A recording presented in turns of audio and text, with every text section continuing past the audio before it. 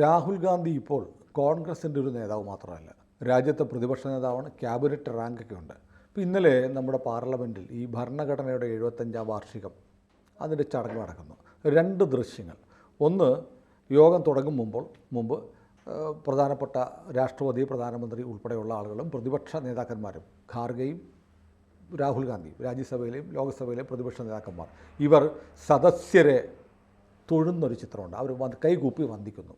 രാഹുൽ ഗാന്ധി മാത്രം ചെയ്തില്ല. അതിനുശേഷം ഭാരതത്തിൻ്റെ രാഷ്ട്രപതി ഉൾപ്പെടെയുള്ള ആളുകൾ നിൽക്കുമ്പോൾ രാഹുൽ ഗാന്ധി ഇരിക്കുന്നു. കോൺഗ്രസ് അധ്യക്ഷനായ ഖാർഗെ എണീപ്പിക്കാൻ ശ്രമിക്കുന്നുണ്ട്. രാഹുൽ കൂസാതെ ഇരിക്കുന്നു. അത് രാഷ്ട്രപതിയെ അപമാനിച്ചതിന് തുല്യമാണെന്ന് ആരോപണം BJP ഉയർത്തിക്കഴിഞ്ഞു. അപ്പോൾ രാഹുൽ തൻ്റെ പദവിക്കൊത്ത് ഉയരുന്നില്ലേ? അദ്ദേഹത്തിന് ഇതൊന്നും മനസ്സിലാവുന്നില്ലേ? അത് കൂടാതെ ഒരു കൂടെയുണ്ട്. ഈ രാഷ്ട്രപതിയുടെ വലതുവശത്ത് ഭരണകക്ഷിയിലെ ആൾക്കാർ, പ്രധാനമന്ത്രിയും മറ്റുള്ളത്, ഇടതുവശത്ത് മല്ലികാർജ്ജുൻ ഖാർഗെ പ്രതിപക്ഷത്ത്. അപ്പോൾ ഇവർ ആദ്യം ഈ വലതുവശത്ത് നോക്കിയിട്ട് തൊഴുതു, പിന്നെ തിരിഞ്ഞ് ഇടതുവശം നോക്കി തൊഴുതു. അപ്പോൾ മല്ലികാർജ്ജുൻ ഖാർഗെ, ബാക്കിയുള്ളവരൊക്കെ ഉണ്ട്, അവരുമൊക്കെ ഇങ്ങനെ തൊഴുതു. രാഹുൽ ഗാന്ധി തിരിഞ്ഞു നിന്നു. അത് ഞാൻ കണ്ടില്ല. പുറകോട്ട് തിരിഞ്ഞു നിന്നു. തോണ്ടിയിട്ട് പോലും തിരിഞ്ഞില്ല. ഒരു കേഴ്സിയുണ്ട്, നമ്മൾ ഒരാൾ കൈകൂപ്പുമ്പോൾ അതിന് പകരം തിരിഞ്ഞു നിന്നു. ഇതൊക്കെ ചെയ്ത് ഞാനത് കണ്ടപ്പോൾ ഈ പഴയ കുഞ്ചൻ നമ്പ്യാരുടെ ഒരു പ്രയോഗമുണ്ട്. നായർ വിശന്ന് വലഞ്ഞു വരുമ്പോൾ കായക്കഞ്ഞിക്കരിയിട്ടില്ല. വിശന്ന് വലഞ്ഞു വരുമ്പോൾ ഇവിടെ അരി പോലും ഇട്ടിട്ടില്ല അടുപ്പത്ത്. ആയത് കണ്ട് കലമ്പിച്ചെന്നവന് ആയുധമുടനെ കാട്ടിലെറിഞ്ഞു. ദേഷ്യം കൊണ്ടിട്ട് കയ്യിലിരുന്ന വെട്ടരുവ വേലി കെട്ടിക്കൊണ്ടിരുന്നു. അതിലെടുത്ത് ഒറ്റ ഏറ് കാട്ടിലേക്ക്. അവസാനം ആ തുള്ളൽ അവസാനിക്കുന്നത്, അതുകൊണ്ടരിശൻ തീരാഞ്ഞിട്ടവൻ ആ പുരയുടെ ചുറ്റും മണ്ടി നടന്നു. എന്തിനാന്ന് ചോദിച്ചു കഴിഞ്ഞാൽ പുരയ്ക്ക് ചുറ്റും പുള്ളിക്ക് ഓടുകയാണ്. കാര്യം എന്താ? ദേഷ്യം വന്നു. ഈ ഓടാതെ ചേട്ടാ വല്ല കാലെടുക്കും, ദേഷ്യം കൊണ്ട്. ഇതൊക്കെ ചെയ്യും രാഹുൽ ഗാന്ധി. വിചാരിക്കുന്നത് ഈ തെരഞ്ഞെടുപ്പിൽ എനിക്ക് 54 നിന്ന് എൻ്റെ ഇരട്ടിയായി 99 സീറ്റ് കിട്ടി, എന്നിട്ടെനിക്ക് ഭരണം തരാത്തത് എന്താ? സീറ്റ് ഇരട്ടിയായവന് ഭരണം കിട്ടണ്ടേ? മാത്രമല്ല, ഞാൻ ഈ നെഹ്റു കുടുംബത്തിൽ പിറന്നവനാണ്. അതെ, വർഷം എത്രയായി ഞാൻ അതിലെതിൽ നടക്കുന്നു. ഒരു മനുഷ്യനും എന്നെ പ്രധാനമന്ത്രി ആക്കുന്നില്ല, വൃത്തികെട്ടവന്മാർ. അപ്പോൾ ഈ ചിന്ത കൊണ്ട് പുള്ളിക്ക് ആകെ സമനില തെറ്റിയിരിക്കുക. അതുകൊണ്ട് പുള്ളി ജുഡീഷ്യറിയെ എതിർക്കും, ഇലക്ഷൻ കമ്മീഷനെ എതിർക്കും. ഞാൻ തോറ്റതിന് അവരാണ്, ഇലക്ഷൻ കമ്മീഷനാണ് കുറ്റക്കാർ. അപ്പോൾ ജാർഖണ്ഡിൽ ജയിച്ചു. അത് ജാർഖണ്ഡിൽ ഞാൻ ജയിച്ച സ്ഥലത്ത് EVMന് കുഴപ്പമില്ല, ബാക്കി എല്ലാ സ്ഥലത്തും കുഴപ്പം. ഇങ്ങനെയൊക്കെ പറയും. കേസുമായിട്ട് പോയല്ലോ ആരാണ്ട്. അതെ അതെ. അപ്പോൾ ഇപ്രാവശ്യം സുപ്രീം കോടതി പ്ലെയിനായിട്ട് ചോദിച്ചു, നിങ്ങൾ ജയിക്കുമ്പോൾ EVM നല്ലത്, നിങ്ങൾ തോക്കുമ്പോൾ മോശം. ഇതാണോ പരിപാടി നിങ്ങളുടെ കേസിൻ്റെ? പ്ലെയിനായിട്ട് സുപ്രീം കോടതി ചോദിക്കേണ്ടി വന്നു. നമ്മൾ നേരത്തെ മുതൽ ചോദിച്ചുകൊണ്ടിരുന്നതാണ്. സുപ്രീം കോടതി പലപ്പോഴും മെറിറ്റിലേക്ക് പോയിട്ട് മെഷീൻ്റെ കേടില്ല, അത് പറ്റില്ല. ഇതൊക്കെ ഈ പ്രാന്തെല്ലാം ചെയ്യുന്നത് ഓട്ടോമാറ്റിക്കായിട്ട് എനിക്കും എൻ്റെ കുടുംബാംഗങ്ങൾക്കും കിട്ടേണ്ട അധികാരം അത് കിട്ടിയില്ല. അതിന് ഉത്തരവാദി ഈ മോദിയാണ്. ആ ചടങ്ങിൽ കോൺഗ്രസ് ആ ചടങ്ങ് ബഹിഷ്കരിക്കാനിരുന്നതാണ്. കണ്ടീഷൻ എന്താണെന്നറിയാമോ? മോദി പ്രസംഗിക്കരുത്. പ്രധാനമന്ത്രി ചടങ്ങിൽ പ്രസംഗിക്കില്ല എന്ന് ഉറപ്പ് കൊടുത്തിട്ടാണ് അവരെ പങ്കെടുപ്പിക്കുന്നത്. വാസ്തവത്തിൽ മോദിയുടെ സ്ഥാനത്ത് ഞാനായിരുന്നു, നീ പങ്കെടുക്കേണ്ട പോടാണെന്ന്.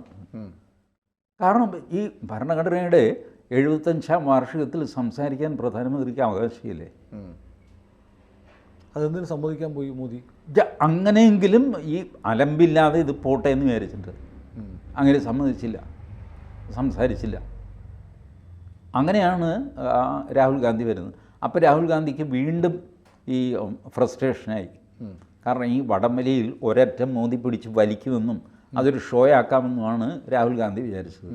മോദി ആ വടം വിട്ടുകൊടുത്തു. രാഹുൽ ഗാന്ധി ബലംനടിച്ചു വീണു. വീണ്ടും ദേഷ്യമായി. ആ ദേഷ്യമാണ് കാണിക്കുന്നത്. Don't expect any cultural behaviour from that man. അങ്ങയുടെ ഇരിപ്പ് ശരീരഭാഷയൊക്കെ മഹാവഷളാണ്. അല്ല, ഇതൊക്കെ ഞാൻ പറയട്ടെ, ഇത്രയും പ്രായമുള്ള യുവനേതാവാണ്, സമ്മതിച്ചു, 55 56 വയസ്സായില്ല. അങ്ങനെയുള്ള യുവാവ് ഈ മസിൽ കാണിച്ച് ടീഷർട്ടൊക്കെ ഇട്ട് വരുന്നത് എന്ത് മര്യാദയാണ്? ലോക്സഭയിൽ എത്രയോ കോൺഗ്രസ്സുകാർ അവരിവർക്ക് ഡ്രസ് കോഡ് ഇല്ല. പക്ഷേ is it in the fitness of things what you are doing is not correct. Dress code ABC dress code ഇല്ല എന്ന് പറഞ്ഞുകൊണ്ട് ഞാനൊരു ബനിയനും ഇട്ട് ഇവിടെ വന്നാൽ സുനിൽ എന്ത് ചെയ്യും?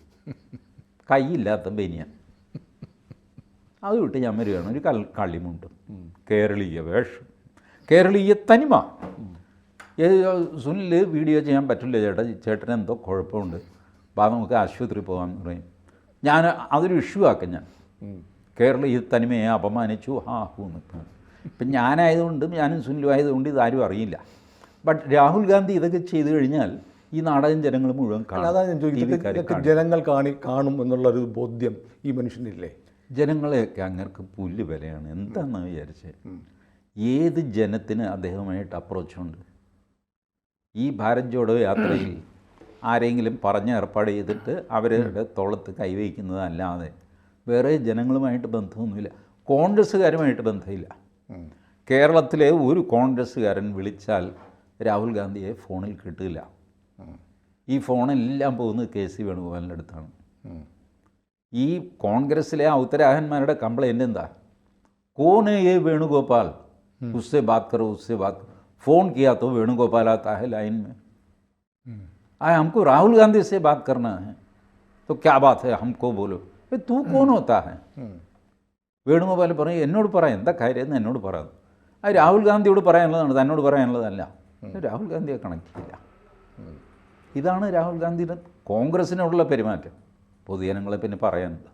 അല്ല, അത് ശരിയാണ്. ഞാൻ ആലോചിക്കരുത്, നമുക്ക് മണ്ഡലത്തിലെ MP-യെ നമ്മൾ വിളിച്ചാൽ കിട്ടും, ഫോണിൽ കിട്ടും.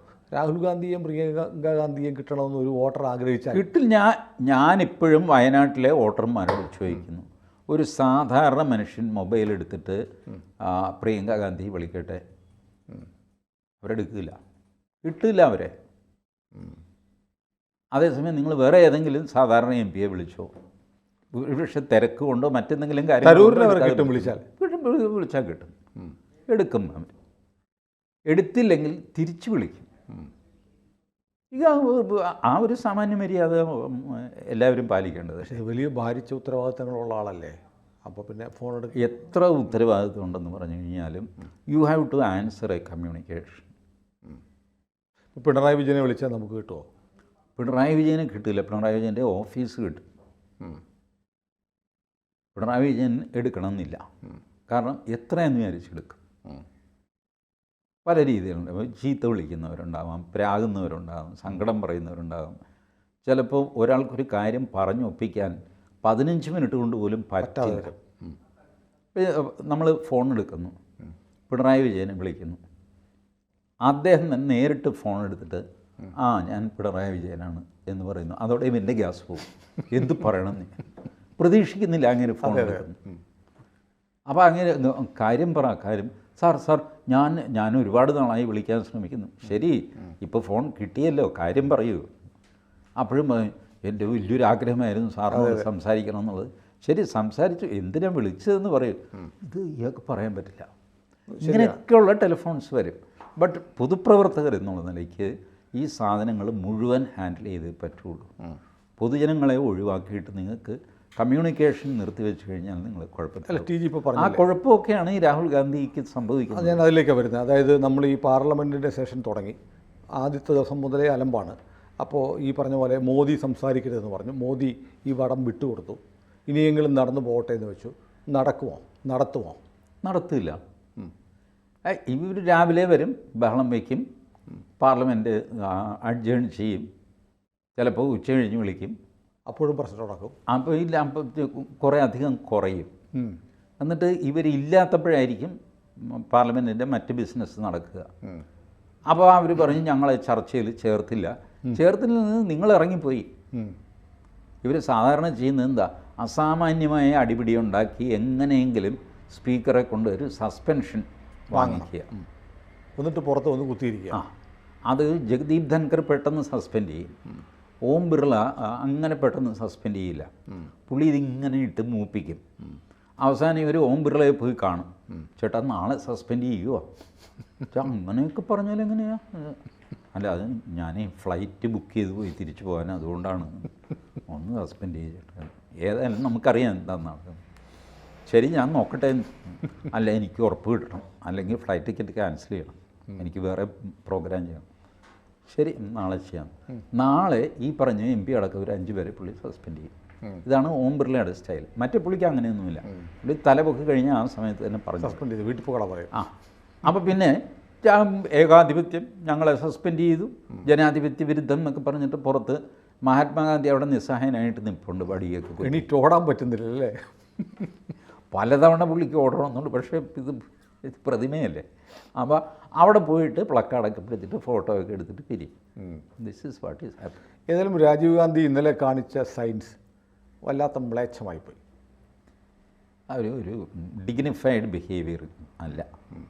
അങ്ങനെ പറഞ്ഞ് നമുക്ക് നിർത്താം. യെസ്. പക്ഷേ ഇത് അവസാനിക്കുന്നില്ല, ഇത് തന്നെ ആവർത്തിച്ചുകൊണ്ടേയിരിക്കും. വീണ്ടും തുടരും.